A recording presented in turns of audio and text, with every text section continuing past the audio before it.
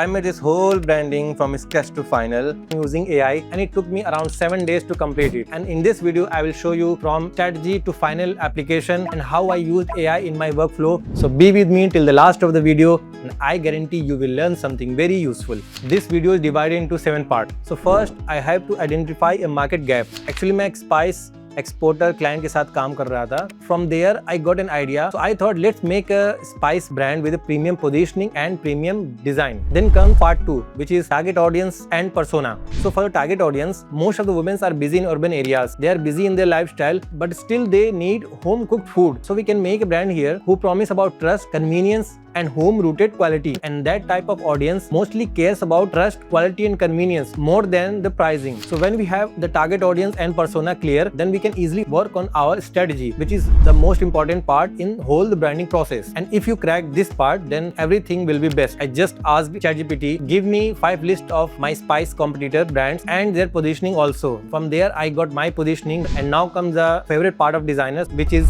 mood board and visual identity design. So for me, mood board is like very important part of visual identity part. So for this brand, I wanted something warm, Indian rooted, and premium. And in the logo, I only used the serif font in the premium direction. And for the colors, I used dark brown inspired from soil because everything comes from it, and some accent colors to support the design. For the typography, I also used the serif font, makes your design feels premium, and we are obviously targeting the premium audience. And now the whole visual part started to make sense. So after that, I translated the identity into packaging. We need to keep our packaging very simple yet premium. The whole packaging you see is only designed on 3 things. First is typography, a subtle pattern, and the colors, because I wanted the packaging to feel premium but rooted also, so that this product justify its premium pricing. Now comes my favorite part, which is product photoshoot direction. I used AI tools for most of the part. For the photoshoot, I first visualize how a product will live in the real world where it sits, and then I used ChatGPT and Claude for prompting, Nano Banana for image generation, and Kling for some video generation. Now we have AI tools, and you can visualize whatever you have in your mind, and the photo shoots or mock-up should be uniquely designed by you. Now you need to show your product in some context,